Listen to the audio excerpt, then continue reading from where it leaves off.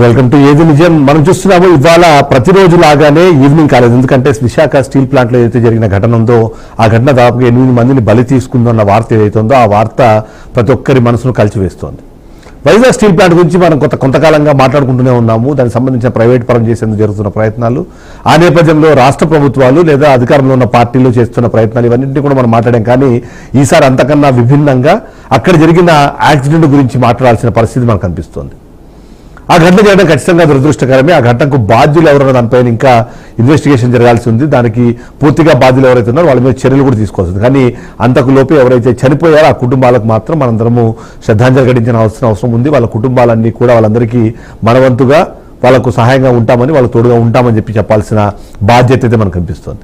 ఈ నేపథ్యంలో ఎప్పటిలాగానే మనకు తెలుసు, ఏదైనా ఘటన జరిగింది అనగానే దాంట్లో కారణాలను వెతికే కన్నా ముందే, ఆ కారణమైన వాళ్ళ గురించి మాట్లాడడానికన్నా ముందే ప్రభుత్వాన్ని బాధ్యులు చేస్తూ ప్రభుత్వం దాంట్లో తప్పు ఉందంటూ మాట్లాడడం అనేది చాలా కామన్గా జరుగుతుంది. ప్రస్తుతానికి అలాంటి పరిస్థితే ఇవాళ వైజాగ్ స్టీల్ ప్లాంట్ దగ్గర విషయంలో కూడా మనకు అర్థమవుతున్న నేపథ్యంలో ఆంధ్రప్రదేశ్ రాష్ట్ర ప్రభుత్వం అయితే చాలా ప్రోయాక్టివ్గా దాని మీద రెస్పాండ్ అవుతున్నారు. ఎవరైతే చనిపోయారో వాళ్లకు సంబంధించిన అంశాన్ని చూస్తూనే ఎవరైతే గాయపడ్డారో వాళ్లకు అత్యున్నతమైన చికిత్స అందించేందుకు అవసరమైన చర్యలు చేపట్టడము, దానికి అనుగుణంగానే ఇప్పటికే హోంమంత్రి అనిత దాని మీద రెస్పాండ్ అయ్యారు, మంత్రులు దాని మీద రెస్పాండ్ అవుతున్నారు. సీఎం డైరెక్ట్గా ఫోన్ చేసి అక్కడ ఏం జరిగింది, ప్రస్తుత పరిస్థితి ఏంటి, వాళ్ళను కాపాడేందుకు అవసరమైన చర్యలు తీసుకోవడంతో పాటు సహాయక చర్యల్లో కూడా ఇప్పటికే అందరినీ భాగస్వాములు కావాలంటూ చేసిన ఏదైతే చెప్పిన విధానం ఏదైతుందో దానివల్ల ఇప్పటికైతే అక్కడి నుంచి కొద్దిగా బయటపడే ప్రయత్నం చేస్తున్నారు.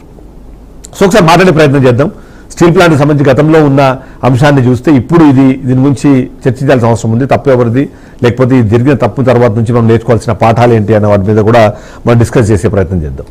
మనతో పాటు లైవ్లో జాయిన్ అయ్యారు చెల్లారపు రామ్మోహన్ నాయుడు గారు, టీడీపీ నాయకులు. అలాగే మనతో పాటు డాక్టర్ మాధవరెడ్డి గారు కూడా జాయిన్ అయ్యారు, జనసేన పార్టీ అధికార ప్రతినిధి. మొదటిగా రామ్మోహన్ నాయుడు గారు నమస్తే అండి. నమస్కారం, good evening sir. Good evening అండి. సో మొత్తానికి వైజాగ్ స్టీల్ ప్లాంట్లో ఇవాళ జరిగిన ఘటన ఏదైతే ఉందో ఆ ఘటన ఖచ్చితంగా చాలా దురదృష్టకరము. ఏదేమైనా ఇప్పుడు ఒకరి మీద ఒకరు తప్పులు చెప్పుకోవడం కన్నా వాళ్లకు మనము అండగా ఉన్నామని చెప్పడం అనేది చాలా కీలకమైన బాధ్యతగా భావిస్తున్న నేపథ్యంలో మీరు ఏమంటారు? ఇలాంటి ఘటనలు జరిగినప్పుడు ప్రభుత్వం స్పందించిన తీరును మనం ఎలా చూడాలంటారు? ఇంకా స్పందించాల్సిన అవసరం ఏమైనా ఉందంటారా?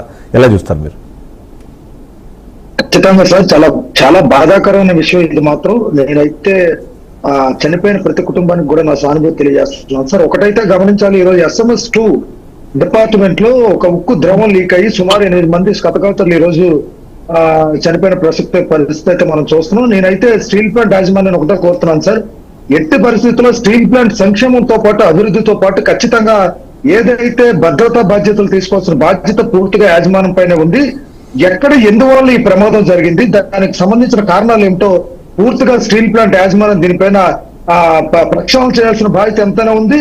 అవసరమైతే దీని మీద ఒక సేఫ్టీ డిపార్ట్మెంట్ ను కూడా, థర్డ్ పార్టీ డిపార్ట్మెంట్ ను కూడా మన స్టీల్ ప్లాంట్ కి పంపించి గవర్నమెంట్ వైపు నుంచి ఆ రూట్ కాజ్ ఎందువల్ల జరిగింది, ఎలా జరిగింది, ఎంతమంది దీనికి కారణం అయ్యారు, ఆ సమస్య ఏంటన్నది ఖచ్చితంగా ప్రమాదానికి కారణమైన సమస్యలన్నిటిపైన కూడా సమగ్ర విచారణ అయితే జరగాలి. జరిపిన తర్వాత ఎవరైతే ఈ రోజు చనిపోయిన ప్రతి కుటుంబానికి కూడా ఖచ్చితంగా ప్రభుత్వంతో పాటు స్టీల్ ప్లాంట్ కూడా యాజమాన్యం కూడా ఖచ్చితంగా ఆదుకోవాల్సిన బాధ్యత పూర్తిగా ప్రభుత్వాల పైన ఉందని చెప్పేసి నేను క్లియర్ గా తెలుస్తున్నాను సార్. రెండోది, ఇది రాజకీయాలకు అతీతంగా, ఖచ్చితంగా దీన్ని రాజకీయాలకు అతీతంగా సమగ్ర విచారణ అయితే జరపాల్సిన బాధ్యత ఉంది. మళ్ళీ స్టీల్ ప్లాంట్ ఇలాంటి ప్రమాదాలు జరగకుండా ఏ విధంగా అయితే మనం భద్రతా ప్రమాణాలు తీసుకోవాలని చెప్పి ఖచ్చితంగా బాధ్యత పూర్తిగా ప్రభుత్వాల పైన అలాగే వ్యవస్థల పైన కూడా ఉందని చెప్పేసి నేను తెలియజేస్తున్నాను సార్. మరొక విషయం ఏంటంటే, ఇమ్మీడియట్ గా ఎవరైతే ఈ రోజు చనిపోయిన కుటుంబానికి ఖచ్చితంగా ఏదైనా సరే ఇమ్మీడియట్ గా వాళ్ళకి అన్ని అందే విధంగా కార్యాచరణ కూడా ప్రభుత్వం మొదలు పెట్టాలని చెప్పేసి నేను తెలియజేస్తున్నాను. ఇప్పటికే గాజువాక శాసనసభ్యులు రాష్ట్ర అధ్యక్షులైనటువంటి పల్లా శ్రీని గారు కూడా దీని మీద మాట్లాడడం జరిగింది. అలాగే హోమ్ మినిస్టర్ గారు కూడా దీని మీద వెంటనే మాట్లాడడం జరుగుతుంది. ముఖ్యమంత్రి గారు కూడా దీన్ని సీరియస్ గా తీసుకున్నారు. ఎందువల్ల ఈ ప్రమాదం జరిగిందని అడగడం కూడా జరుగుతుంది.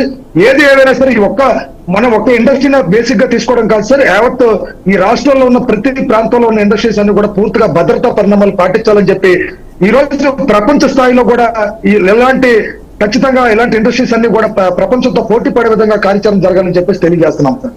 ఎస్, మాధవరెడ్డి గారు, అంటే మనం ఇలాంటి ఘటనలు జరిగినప్పుడు ఈ ఘటనల గురించి మనము డిస్కస్ చేస్తున్నాము, ఇలాంటి ఘటనలు పునరావృతం కాకూడదని మనం మాట్లాడుతున్నాం, బాగానే ఉంది. కానీ బట్ ఎవ్రీ ఇయర్ ఏదో ఒక సందర్భంలో ఒకసారి ఈసారి స్టీల్ ప్లాంట్లు జరిగింది, గతంలో కొన్ని ఫార్మాస్యూటికల్ కంపెనీస్లో జరగడం ఇవన్నీ చూస్తూ వచ్చాం. సో ఈ సేఫ్టీ ప్రికాషన్స్ అన్నవి ఈ ఫ్యాక్టరీస్ తీసుకోవడం విషయంలో కానివ్వండి, లేకపోతే ఉన్నాయా లేదా, ఇన్ ప్లేస్ ఉన్నాయా లేదా అని చెక్ చేయడంలో కానివ్వండి, అధికారులు కానివ్వండి, లేకపోతే దానికి సంబంధించిన అధికార యంత్రాంగం కాసేమైనా నిర్లిప్తత ఏమైనా కనిపిస్తుంది అంటారా? ఎలా చూడాలంటారు వాటిని? గుడ్ ఈవినింగ్ అండి అందరికి, ప్యానెల్ లో ఉన్న బ్రదర్ కి, మీకు అందరికి, ఛానల్ చూస్తున్న అందరికి కూడా గుడ్ ఈవినింగ్. యాక్చువల్గా ఏంటంటే ఇలాంటి సంఘటనలు జరగకూడదని కోరుకోవాలండి. జరిగిన వాళ్ళకి తొందరగా కోలుకోవాలని భగవంతుడు ప్రార్థిద్దాం. బ్రదర్ చెప్పినట్టు పార్టీలకు అతీతంగా మన దీని మీద ఒక కంప్లీట్ సేఫ్టీ మేనేజ్మెంట్ అనేది కంపల్సరీ కావాలి. ఎందుకంటే నేను బయట కంట్రీస్ లో చాలా కంట్రీస్ లో నేను వర్క్ చేశాను. అక్కడి యొక్క సిస్టమ్ ఎలా ఉంటది, ఇక్కడ సిస్టమ్ ఎలా ఉంటది అంటే నేను అబ్జర్వ్ చేసింది ఓన్లీ ఆంధ్రప్రదేశ్ దృష్టిలో పెట్టుకొని చెప్పట్లేదు. సో ఎంటైర్ ఇండియాలో మొత్తం కూడా ఎలా ఉంటది అంటే సేఫ్టీ మేనేజ్మెంట్ అనేది ఇంకా చాలా ఇంక్రీజ్ చేసుకోవాలి ఎక్కడైనా కూడా. కాకపోతే అలాంటి స్టీల్ ఫ్యాక్టరీలో ఇలాంటి ఘటన జరగడం చాలా బాధాకరం. ఇలాంటి జరగకుండా కూడా మేనేజ్మెంట్ చూసుకోవాలి. మేనేజ్మెంట్ ఏంటంటే కంప్లీట్ అప్పుడప్పుడు ట్రయల్ రన్స్ చేయడము, వాళ్ళకి శిక్షణ ఇవ్వడము, ఇలాంటి సంఘటనలు జరిగినప్పుడు ఎలా బయటకు రావాలి, ఆస్తి నష్టం జరగకుండా, నెక్స్ట్ సేఫ్టీ ప్రికాషన్స్, ఆ ఫైర్ ని ఎక్కువ స్ప్రెడ్ కాకుండా ఏ విధంగా చేయాలి, ఇవన్నీ అనేది ఒక డిపార్ట్మెంట్ అనేది చాలా స్ట్రాంగ్ చేయాలి. నామకే వాస్తు ఉన్నది అంటే ఉన్నది కానీ కాకుండా దాన్ని స్ట్రాంగ్ గా చేయాలి. అదే విధంగా దీనిపైన చంద్రబాబు నాయుడు గారు స్పందించారు, అధికారులతో మాట్లాడుతున్నారు. కూటమి ప్రభుత్వం ఎప్పుడు కూడా ప్రజల పక్షాన ఉంటుంది. ఇలాంటి అన్ఎక్స్పెక్టెడ్ జరుగుతాయి. మనం జరగాలని ఎవరు కోరుకోము. ప్రకృతి వైఫల్యం వల్ల లేకపోతే అక్కడ ఉన్న మేనేజ్మెంట్ వైఫల్యం వల్ల ఇలాంటి సంఘటనలు జరిగినప్పుడు మాత్రం ఖచ్చితంగా ఎన్డీఏ కూటమి ఆ కుటుంబాలకు అండగా ఉండి మళ్ళీ ఇలాంటి పునరావృతం కాకుండా అధికారులకు దిశానిర్దేశం చేసి వాళ్ళు ఇలా జరగకుండా చూసుకుంటారనేసి చాలా సందర్భాలు కూడా మనం చూసాం. చాలా ఇంతకుముందు సంఘటనలో కూడా చంద్రబాబు నాయుడు గారు ఆయన శైలిలో మళ్ళీ జరగకుండా చూసుకుంటామని చాలా సందర్భాలు చేస్తారు. వాళ్ళ బాధితుల కుటుంబాలకు కూడా అండగా ఉన్నారు. అయితే అంటే అదే ఇప్పుడు ఏంటంటే చాలా సందర్భాల్లో చెప్తుంటారు అంటే రెండు అంశాలు ఉన్నాయి ఇక్కడ. జరిగిన తర్వాత తీసుకోవాల్సిన స్టెప్స్, ఇమ్మీడియట్ యాక్షన్స్, నిజంగా దాంట్లో ప్రాణాలు కోల్పోయిన వాళ్ళకి ఇవ్వాల్సిన ఎక్స్క్యూషన్స్, ఇవన్నీ ఒక ఫ్యాక్టర్ అయితే ఇలాంటిది రిపీట్ కాకుండా ఒక మెకానిజం ని క్రియేట్ చేయాల్సిన బాధ్యత అనేది ప్రభుత్వాలకు ఉంటుంది. నేను చెప్పినట్టు జరిగినప్పుడు వెంటనే రెస్పాండ్ అవుతున్నారు, రియాక్ట్ అవుతున్నారు. ఒక వారంలో మీద డిస్కషన్ జరుగుతుంది, ఇంక్లూడింగ్ మాతో సహా ప్రతి ఒక్క న్యూస్ ఛానల్ దాని మీద కాన్సన్ట్రేట్ చేస్తుంది. ఆ తర్వాత సరే మర్చిపోతామా, లేకపోతే ఆ పని అయిపోతుంది అనుకుంటారా, లేకపోతే అంతకన్నా పెద్ద సమస్య ఇంకోటి వస్తుందో పక్కన పెడితే ఏంటంటే ఆ మెకానిజం ని క్రియేట్ చేయడంలో దానికి అందరూ ఫెయిల్ అవుతున్నారని నా ఒపీనియన్. మీరేమంటారు? అవునండి, యాక్చువల్ గా ఏంటి అంటే ఇది వైజాగ్ అని కొన్ని దశాబ్దాల కాలం నుంచి నడుస్తున్నటువంటి ఫ్యాక్టరీ, చాలా పెద్ద ఫ్యాక్టరీ. దాంట్లో ఎట్ ఏ టైం రాత్రి కల్లా మనం ఏం చేంజెస్ చేయలేం. స్టెప్ బై స్టెప్ గా మనం ఇంక్రీజ్ చేసుకుంటూ వెళ్ళాలి. అక్కడ ఉన్న మ్యాన్ పవర్, అక్కడ ఉన్న టెక్నాలజీ, అక్కడ ఉన్న ఎక్విప్మెంట్, ఆ వనరులు అవన్నీ మనకు సర్దుబాటు చేసుకుంటారు. ఏమైనప్పటికీ ఇలాంటి సంఘటనలు అనేది జరగకూడదు. ఎందుకంటే ఇలాంటి సంఘటన జరిగినప్పుడు ఆ కుటుంబాలు ఎంత బాధపడతాయి అనేది ప్రత్యక్షంగా అందులో ఉన్న వాళ్ళకి ఆ బాధ, ఆ పెయిన్ అనేది తెలుస్తుంది. కాబట్టి ఖచ్చితంగా ఇలాంటి సంఘటనలు మళ్ళీ జరగకుండా చూడవలసిన బాధ్యత ప్రతి ఒక్కరి పైన ఉంది, ప్రతి పౌరుడి పైన ఉంది. గవర్నమెంట్లే కాదు, మనం కూడా ఒక సిటిజన్ గా కూడా కొన్నిసార్లు మనం కూడా అవేర్నెస్ క్యాంప్ పెట్టాలి. ఇప్పుడు ఎగ్జాంపుల్ గ్యాసెస్ లీక్ అయితే ఏం చేయాలి, ఫస్ట్ ఎయిడింగ్. మన ఇండియాలో ఏంటంటే ఓన్లీ ఆ ఫ్యాక్టరీ వాళ్ళే చేయాలి, ఇది చేయాలంటే కదా. ప్రతి ఒక్క సిటిజన్ కి మన ఫైర్ సేఫ్టీ మీద, ఫస్ట్ ఎయిడ్ మీద, ఇలాంటి వాటి మీద అవగాహన ఉండాలి. మన ఇండియాలో ఎక్కడ ఏ స్టేట్ లో కూడా అవగాహన లేదు.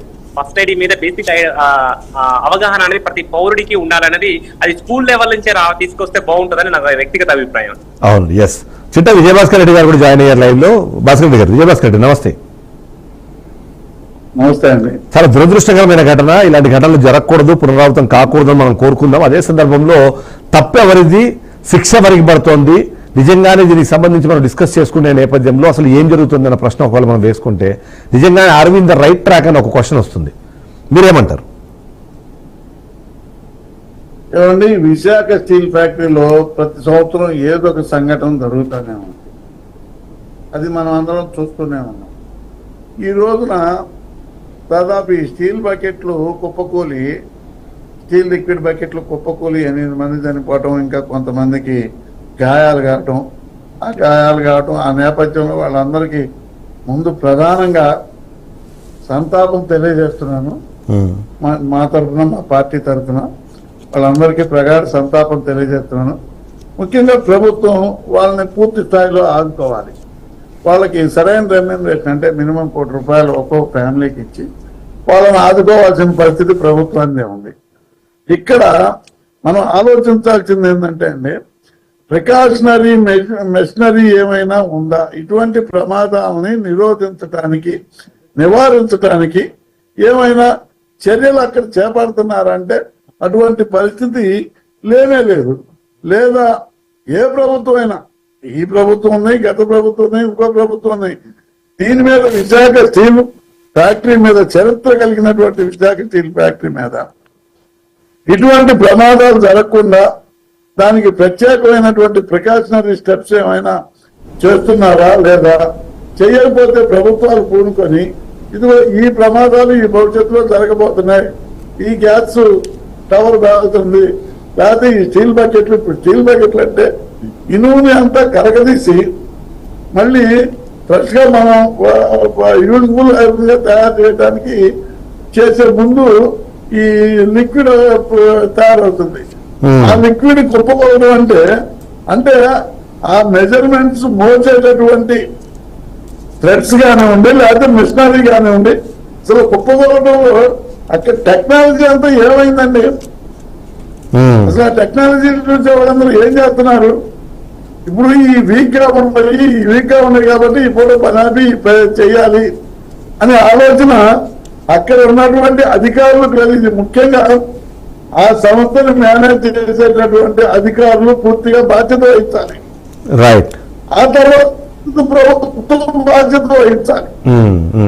అధికారులకి అక్కడ లోకల్ గా ఉన్నటువంటి విశాఖపట్నంలో స్టీల్ ఫ్యాక్టరీలో ఉన్నటువంటి అధికారులకి ఎటువంటి సమన్వయం లేదు. ఎందుకంటే ఆ స్టీల్ ఫ్యాక్టరీని ప్రైవేట్ పరం చేయడానికి కేంద్ర రాష్ట్ర ప్రభుత్వాలు పూనుకున్నాయి. ఆ నేపథ్యంలో ఆ ప్రైవేట్ పరం చేయడానికి ఒక పక్కన పనులు జరుగుతూ ఉన్నాయి. ఇటువంటి ప్రమాదాలని పూర్తిగా చూపించి దాన్ని ప్రైవేట్ పరం చేయడానికి అధికారులు వర్గం తీవ్రంగా ప్రయత్నం చేస్తుంది. ఆ అధికారులు ప్రయత్నం చేసే వర్గానికి అధికార పార్టీ కూడా కొట్టాల్సి పడుతుంది. కానీ అంటే ఇది రైట్ టైం కాదేమో ఆ డిస్కషన్ చేయడానికి. బట్ హవెవర్ మీ ఒపీనియన్స్ నేను ఖచ్చితంగా నేను రెస్పెక్ట్ ఇస్తాను. బట్ అయినా సరే ఏదైనా ప్రైవేట్ పరానికి దీనికి అంటే ఇప్పుడు ఈ ఘటన జరగడానికి మేబీ అంటే సరే మీ ఒపీనియన్ నేను కాదని మీకు గౌరవిస్తాను. But at the same time ఇప్పుడు క్వశ్చన్ వచ్చేది ఎక్కడ అంటే, మీరు అంటున్న పాయింట్ని యాక్సెప్ట్ చేసుకుంటూ ఏదైనా ప్రైవేటు కంపెనీలు ఇలాంటివి యాక్సిడెంట్ జరిగినప్పుడు వెంటనే అందరూ వస్తారు, ₹1,00,00,000 ఇవ్వాలి, ₹2,00,00,000 ఇవ్వాలి, వాళ్ళకి ఎక్స్క్రేషన్ మాట్లాడడము, ఆ తప్పు చేసిన వాళ్ళని జైల్లో వేయాలని చెప్పి మాట్లాడే ప్రయత్నం చేస్తారు. కానీ ఇప్పుడు ఇలాంటి ప్రభుత్వ రంగ సంస్థలలో ఇలాంటివి జరిగినప్పుడు అధికారుల మీద చర్యలు అంటున్నాం మనం. సో ఎక్కడో ఒక చోట ఏమైనా అది ఆ ఇంటెన్సిటీ ఏమైనా తగ్గుతుంది అనుకోవాలంటారా, లేకపోతే మనము డిమాండ్ చేసే విషయాల్లో కూడా ఆచితూచి అడుగు ముందుకు వెళ్ళాల్సిన అవసరం కనిపిస్తుందంటారా? అది ఇక్కడ అధికారులే తప్పండి. నేను ముఖ్యంగా చెబుతున్నా ఏంటంటే అధికారులు అసలు సమన్వయం లేదు. స్టీల్ ప్లాంట్ అధికారులు ఏ ఒక్క వింగ్కి ఈ వింగ్ సమన్వయం లేదు, ఈ వింగ్కి సమన్వయం లేదు. ఈ 2 వింగులకి హెడ్ ఐఏఎస్ ఆఫీసర్ గారు, చైర్మన్ గారు ఉంటారు, వాళ్ళకి అసలు సమన్వయం లేకనే ఈ ప్రమాదాలు జరుగుతున్నాయి. సమన్వయం లేకపోవడానికి కారణం ఏంటంటే దీన్ని ఇండైరెక్ట్ గా ఇటువంటి ప్రమాదాలను చూపించి ప్రైవేట్ పరం చేయాలి. ప్రైవేట్ పరం చేయడానికి కొంతమంది అధికారుల సహకారం కూడా ఉంది. అధికారుల సహకారం ఎలా ఉందంటే అటు కేంద్ర రాష్ట్ర ప్రభుత్వాలు 2 వాళ్ళని సైలెంట్ చేసి ఈ ఏదో రకంగా దీన్ని ప్రైవేట్ పరం చేయాలి కాబట్టి దీన్ని ఏదో రకంగా నాసి రకం మిషనరీని ఎందుకు ఉంచారు? First point. ఇప్పుడు ఆ బకెట్లు దాదాపు 1000 టన్నుల బరువు ఉండేటటువంటి ఆ లిక్విడ్ ని మోసేటటువంటి థ్రెడ్స్ కానివ్వండి, మిషనరీ కానివ్వండి, లేకపోతే ర్యాంపులు కానివ్వండి ఎందుకు వీక్ అయినాయి అనేది అక్కడ టెక్నికల్ పీపుల్ తెలియదండి. సోకాళ్ళు సీనియర్ ఇంజనీర్స్ ఉన్నారే వాళ్ళందరికీ అవగాహన ఉంటుంది కదా. అవగాహనప్పుడు వాళ్ళు ఎందుకని దీన్ని ముందస్తుగా కనిపెట్టలేకపోయారు, తెలియజేయాలి కదా. రామ్మోహన్ గారు, ఇక్కడ క్వశ్చన్ ఎక్కడ వస్తుంది? ఇది కేవలం ఇన్సిడెంట్ గా, యాక్సిడెంట్ గా చూడాలా, లేకపోతే అక్కడ ఉన్న అధికారుల ఇగ్నోరెన్స్ గా చూడాలా? ఇంత పెద్ద ఘటన జరుగుతున్న నేపథ్యంలో సరే విజయభాస్కర్ గారు మీరు సరైన సమయం కాదు అని చెప్తున్నా కానీ, బట్ చాలా సందర్భాల్లో ప్రైవేటైజేషన్ ఎందుకు చేయాలి? విజయభాస్కర్ గారు మాట్లాడిన 2-3 పాయింట్లకు నేను ఏకీభవిస్తాను కానీ, అయితే మనం ఇక్కడ 1940లో లేము సార్, 2026లో ఈ రోజు మనందరం ఉన్నాం. మీరు ఒకటి ఆలోచన చేయాలి. అనేకమైన మార్పులు సేఫ్టీ డిపార్ట్మెంట్ లో అనేకమైన మార్పులు వచ్చాయి. ఈ రోజు ప్రపంచ దేశాలతో కూడా భారతదేశం పోటీ పడే తత్వంలో మనం ఉన్నాం. స్టీల్ ప్లాంట్ లో కూడా అనేకమైన డిపార్ట్మెంట్స్ ఉన్నాయి. ఇక్కడ అధికారులు కాదండి, దేనికి సంబంధించిన SMS ఒక డిపార్ట్మెంట్ ఉంటుంది, SMS 2 ఒకటి ఉంటుంది, అడ్మినిస్ట్రేషన్ డిపార్ట్మెంట్ ఉంటుంది, HR డిపార్ట్మెంట్ ఉంటుంది, సేఫ్టీ డిపార్ట్మెంట్ ఉంటుంది, ఫైర్ డిపార్ట్మెంట్ ఉంటుంది. అలాగే ఏదైతే క్వాలిటీ కంట్రోల్ QC కూడా ఉంటుంది సార్. ఇక్కడ మనం ఒక ఆలోచన చేయాలి.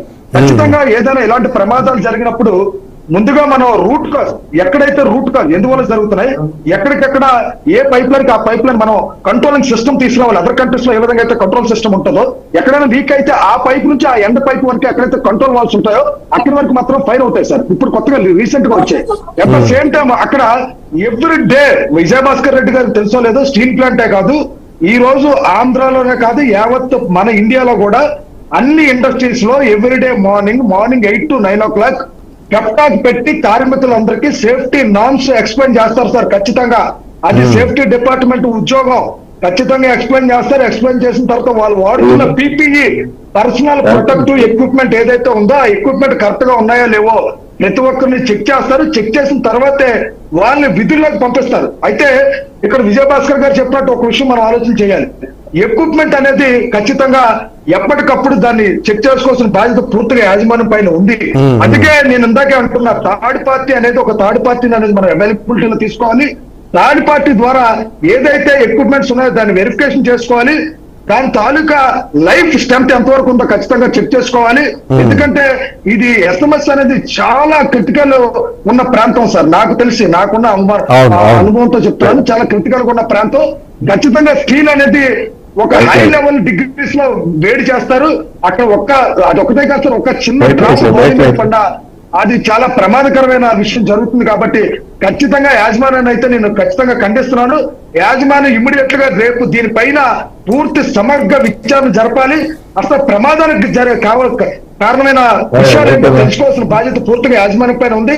అట్లాగే ఏదైతే ఈ రూట్ కాదు, నేను ఇందాకే చెప్పా, ఎక్విప్మెంటే కాదు, PPE కాదు, ప్రజలకి ఏదైతే అవగాహన కావాల్సిన బాధ్యత ఏదైతే ఉందో, ఎంత డిగ్రీస్ లో అక్కడ మనం వర్క్ చేయాలి, ఎంతమంది పనిచేస్తున్నారు, వాళ్ళు ఎందుకు లోపల. ఇప్పుడు మీరు ఒక ఎగ్జాంపుల్ చెప్పాలి సార్. మీకు కంట్రీస్ లో ఒక సిస్టమ్ ఉంటుంది. ఎక్కడైనా ఒక లోన్లీ ఒక ట్యాంక్ లోకి దిగారు అనుకోండి, కన్ఫైన్డ్ స్పేస్ అంటారు.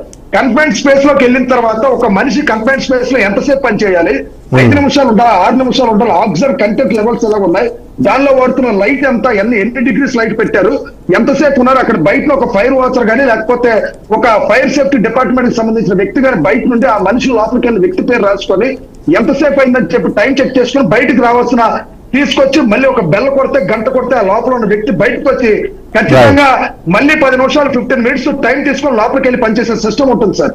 అలాంటి సిస్టమే మనం ఇక్కడ కూడా ఎస్టాబ్లిష్ చేశారు. ఇండియాలో కూడా అభివృద్ధి జరిగింది. కానీ కొన్ని ప్రాంతాల్లో అనుకోకుండా ప్రమాదం సార్, ప్రమాదం అనేది ఏది చెప్పిరాదు సార్. ఖచ్చితంగా ప్రమాదాన్ని అడ్డుకట్ట వేయాల్సిన బాధ్యత పూర్తిగా అందరిపైన ఉంది. మనం గతంలో చూసుకుంటే HPCL ఫైర్ అయింది. అంతకుముందు జగన్మోహన్ రెడ్డి గారి గవర్నమెంట్ లో కూడా LG ఫార్మర్స్ అతిపెద్ద ఇన్సిడెంట్ జరిగింది. ఇక్కడ ఇన్సిడెంట్ అనేది నేను చెప్పట్లా, ₹1 ఇవ్వాలా శతఘాతునికి అనేది సార్. డబ్బుతో అసలు మనం ఎవరిని కొనలేము సార్. ఎందుకంటే ఆ మనుషులు మళ్ళీ ఎన్ని జన్మలు ఎత్తినా ఆ కుటుంబాన్ని మన వాళ్ళ బాధ వర్ణనాతీతం, నా దృష్టిలో అయితే వర్ణనాతీతం. వాళ్ళకి మనం ఖచ్చితంగా ఆ కుటుంబ బిడ్డలకు కానీ ఆ కుటుంబానికి కూడా ఏదైనా భరోసా కల్పించాలి. అట్ ద సేమ్ టైం వాళ్ళకి ఏదైనా పూర్తి భద్రత కూడా ఈ రోజు ప్రభుత్వాలు తీసుకోవాలి. మాధవరెడ్డి గారు కంక్లూడ్ చేద్దాం. ఈ టాపిక్ కంక్లూడ్ చేసి మనము ఒరిజినల్ టాపిక్ మీదకి వెళ్దాము. అయితే ఇక్కడ నేను ఇంత ముందు అడిగినట్టు ప్రైవేటు ఫర్మ్స్ ఏమైనా జరిగింది, అలాంటి ఫ్యాక్టరీస్ ఏమైనా జరిగిందంటే మనం ₹1 ఇవ్వాలి, ₹2 కోట్లు ఇవ్వాలని చెప్పి మాట్లాడతాము. ఆల్మోస్ట్ ఇది ఒక కన్క్లూజన్కి వచ్చే లోపే చనిపోయిన వాళ్ళకి ఇంత ఎక్స్ప్రెషన్ ఇస్తే బాగుంటుంది అనేది ఒక డిస్కషన్ జరుగుతుంది. సరే, ఇంకా ఆ స్థాయికి వెళ్ళలేదు అన్న పక్కన పెడదాము. కానీ ఇప్పుడు జరిగింది భరోసానండి, ప్రభుత్వ బాధ్యత భరోసా అని చెబుతున్నాం. కానీ అదేదో వాళ్ళకేదో కొనుగోలుకో అమ్మకాలకో కాదు. అది కాదు. ఆ కుటుంబానికి కొంత ఆర్థిక భరోసా కల్పిస్తే కొంత అంత తెస్తామంటే చాలా. సో మాధవరెడ్డి గారు, సో ఇలాంటి పరిస్థితుల్లో ప్రభుత్వమే ఇప్పుడు డ్యూయల్ రోల్ తీసుకోవాలి. అంటే అటు పే చేయాల్సింది ప్రభుత్వమే, దాన్ని బాధ్యత తీసుకోవాల్సింది ప్రభుత్వమే అయిన నేపథ్యంలో ఏమంటారు మీరు? ఇలాంటి ఘటనలు జరిగినప్పుడు ప్రభుత్వాలు ఉదారంగా ఉండాలి అని మనం కోరుకుంటూ ఉంటాం, కానీ బట్ ఇలాంటి సందర్భాల్లో ఎట్లా వ్యవహరించాలంటారు, ఏం చేయాలంటారు? దీంట్లో ఏంటి అంటే ఈ బ్రదర్ రామ్మోహన్ నాయుడు గారు చెప్పినట్టు నేను చాలా పాయింట్స్ చాలా కరెక్ట్ గా చెప్పారు బ్యాజెట్. ఏంటి అంటే దాంట్లో మనం ఆలోచించాల్సిన యొక్క సమస్య కోసం కదండి. మనం టెక్నాలజీ 2026 లో ఉన్నాం. ఇప్పుడు చైనీస్ లాంటి కంట్రీస్ లోకి వెళ్తే చాలా అడ్వాన్స్ టెక్నాలజీ వాడుతున్నాం. మనం ఎందుకు ఇంప్లిమెంట్ చేయలేకపోతున్నాం? రిసెర్చ్ అనేది ఎందుకు లేదు? రిసెర్చ్ వింగ్ అనేది కంపల్సరీ ఉండాలి. ఓన్లీ సేఫ్టీ ఒకటే కాదండి. మనం ప్రతిరోజు మొబైల్ చూడండి, మనం ఇప్పుడు 10 years బ్యాక్ మొబైల్ చూడండి, సేమ్ ఆండ్రాయిడ్ అన్ని ఉన్నాయి ఫీచర్స్, స్క్రీన్ టచ్ అన్ని ఉన్నాయి. కానీ ఆ ఫోన్ ఇప్పుడు వాళ్ళేం, ఎందుకంటే చాలా స్లో ఉంది ప్రాసెస్. సో అలాగే దీంట్లో కూడా మనం అప్డేట్ చేసుకోవాలి. చెప్తుంటే విజయ్ భాస్కర్ రెడ్డి సార్ చెప్పిన దాంట్లో ఏంటి అంటే ఇప్పుడు అన్ని ఏ ప్రభుత్వం ఉన్నా అండి, ఇప్పుడు కాంగ్రెస్ ప్రభుత్వం కానీ వైఎస్ఆర్ కాంగ్రెస్ కానీ, టీడీపీ కానీ, జనసేన కానీ, ఇంకేదైనా కాంగ్రెస్ లో కానీ ఎక్కడ కానీ కూడా కావాలని ఎవరు చేయము. కాకపోతే వాటిపైన ప్రత్యేక దృష్టి పెట్టాలి. ఇప్పుడు ఎందుకంటే ఇప్పుడు నేను టీడీపీ, జనసేన, ఎన్డీఏ కూటమి రాంగ్ అనట్లేదు, అటు వైసీపీ రాంగ్ అనట్లే. అయితే ఏ ప్రభుత్వాలు ఉన్నా మనకు ప్రజల ప్రాణాలు ఇంపార్టెంట్. దాంతో పాటు ఇంకొకటి ఏంటంటే అక్కడ కొన్ని వేల డిగ్రీల టెంపరేచర్ అనేది ఎక్కువ ఉంటదండి. అక్కడ మనం స్టీల్ బర్న్ అయ్యేది, లిక్విడ్ అనేది చాలా ఎక్కువ ఉంటది టెంపరేచర్. సో అది కూడా మనం క్యాలిక్యులేట్ చేసుకోవాలి. అండ్ ఇంకా నేను చాలా వరకు నేను చూస్తున్నా ఏంటంటే అక్కడ మేనేజ్మెంట్ లోపల చాలా అబ్జర్వ్ అవుతుంది. ఎందుకంటే సేఫ్టీ ప్రికాషన్ తీసుకున్నామంటే తీసుకున్నాం. జనరల్ గా మనం చూడండి, ఆపరేషన్ థియేటర్ కి వితౌట్ క్యాప్ పెట్టుకోకుండా మాస్క్ ప్రాపర్ గా పెట్టుకొని స్టెరిలైజేషన్ వెళ్తారు. ఎందుకంటే that is the protocol. Compulsory ఆ సేఫ్టీ అనేది ఇంపార్టెంట్. మన ఆర్గాన్, మనం ఉమెన్ బాడీని సర్జరీకి వెళ్తున్నప్పుడు ఏ విధంగా ట్రీట్ చేస్తామో సేఫ్టీ, అదే విధంగా మనం ఒక ఫ్యాక్టరీలోకి వెళ్తున్నప్పుడు అదే విధంగా అంటే అంత స్టాండర్డ్స్ లైక్ ప్రోటోకాల్ ఖచ్చితంగా చిన్న సర్జరీ అయినా కూడా డాక్టర్ కంప్లీట్ గా స్టెరైల్ గౌన్, స్టెరైల్ గ్లౌజ్ ఇవన్నీ పెట్టుకుని వెళ్తారు. అదే విధంగా కూడా ఫ్యాక్టరీలో కూడా మనం ఆ స్టాండర్డ్స్ ఎవరైతే శాస్త్రవేత్తలు నిపుణులు సజెస్ట్ చేసిన విధంగా ఇంప్లిమెంట్ చేయాలి. దాంట్లో కూడా మేనేజ్మెంట్ కప్పుకుట్టి పడడము, కొన్ని హెల్మెట్స్ లో కానీ వాట్ ఎవర్ సేఫ్టీ మెటీరియల్ లో కూడా క్వాలిటీ మెయింటైన్ చేయాలి. చేసినప్పుడు మెయిన్ అవగాహన చాలా ఇంపార్టెంట్. అంటే విజయ్ భాస్కర్ రెడ్డి గారు చెప్పినట్టు కానివ్వండి, లేదా కొంతమంది ఆరోపించడానికి అవకాశం క్రియేట్ ఎక్కడ అవుతుందంటే ప్రైవేట్ పరం చేసే ప్రయత్నం జరుగుతుంది. ఆ ప్రయత్నం చేసే క్రమంలో రెగ్యులర్ గా మాట్లాడిన మాటలు ఏంటంటే ఇది ప్రైవేట్ పరం చేస్తే తప్ప ఉన్న వాళ్ళకు ఒక అకౌంటబిలిటీ అనేది దొరకదు, అకౌంటబిలిటీ అనేది మనకు కనిపించట్లేదు. సో ప్రైవేట్ పరం చేస్తే ఖచ్చితంగా అక్కడ కనిపిస్తుంది అన్న మాట మాట్లాడే ప్రయత్నము గతంలో జరిగింది. సో దీనికి ఇన్సిడెంట్ కి కనెక్టెడ్ కాకపోయినా అలాంటి ఆరోపణలు చేయడానికో, విమర్శలు చేయడానికో ఇలాంటి ఘటనలు జరగడం అన్నది ఒక అవకాశాన్ని అయితే క్రియేట్ చేసినట్టుగా చూడాల్సిన అవసరం లేదంటారా? సార్ ఒకటి ఇలాంటి ఘటనలు జరిగినాయి అంటే అది బాధాకరం సార్, జరగకూడదు. అన్ఎక్స్పెక్టెడ్ జరిగిన ఒక మన సాటి మనిషిని మనం ఇది ఇలా జరిగి ఇలా వాళ్ళు ప్రాణం కోల్పోవాలి, వాళ్ళ గాయాలు కావాలని కోరుకోము. సందర్భం వచ్చింది, సందర్భం చైనా కాకపోతే ఇలాంటి వాటికి కొన్ని దారితీసే అవకాశాలు ఉన్నాయి. కాబట్టి ఈ సమయంలో మనం ఏం చేయగలుగుతాం? ఒక సిటిజన్ గా అక్కడ దగ్గర ఉన్న వాళ్ళు కానీ ఏం చేయగలుగుతాం? ప్రభుత్వాలు ఏం చేయగలుగుతాం? వాళ్ళకి ఏ విధంగా సారన్నట్టు కొంచెం ఆర్థికంగా సాయం చేయడం వల్ల మిగతా ఆధారపడ్డ కుటుంబాలకు మనం ఏం చేయగలుగుతాం?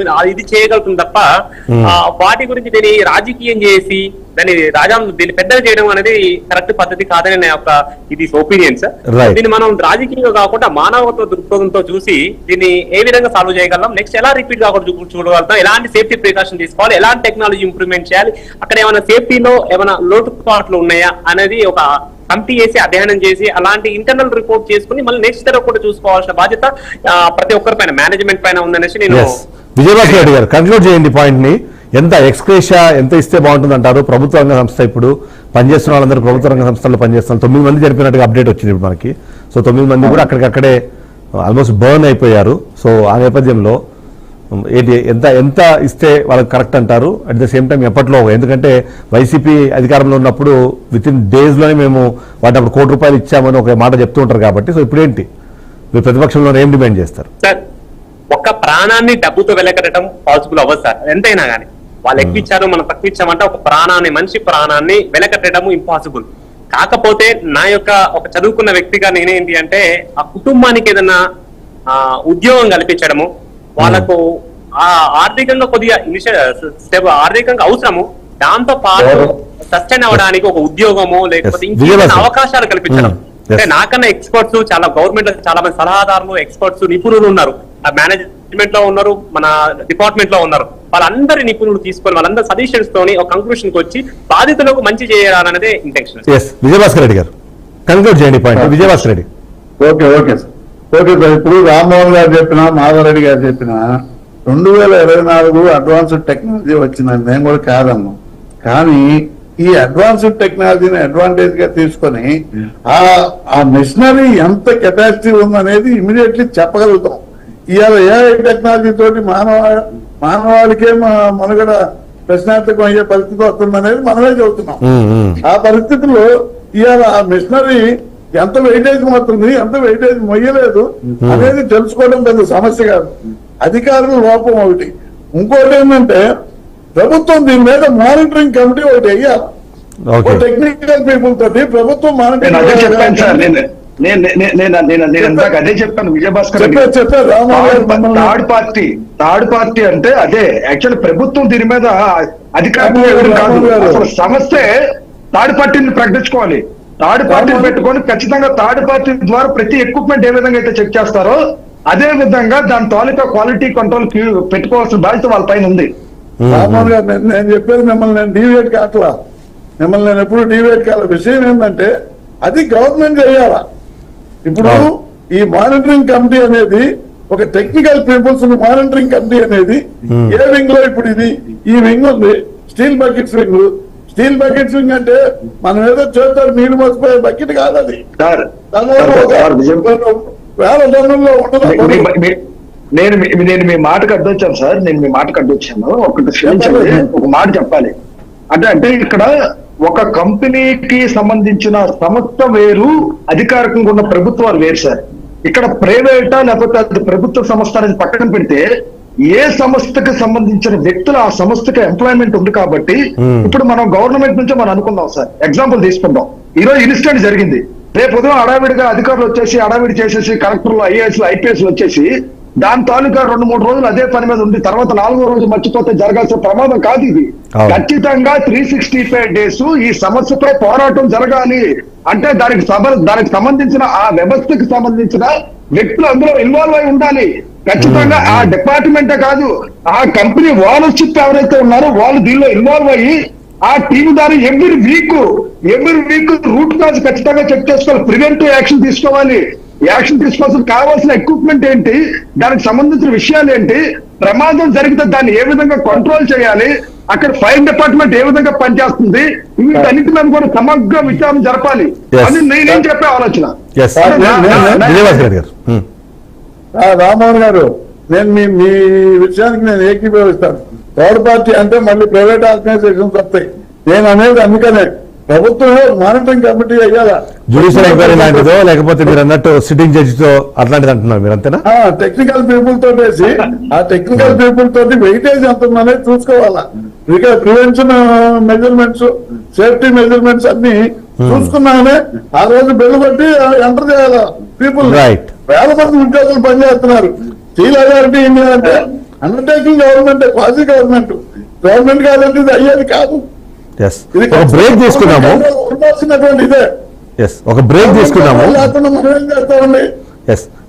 ఒక బ్రేక్ తీసుకున్నాము. బ్రేక్ తర్వాత స్టీల్ ప్రాజెక్ట్ కోసం పోరాటాలు చేశారు.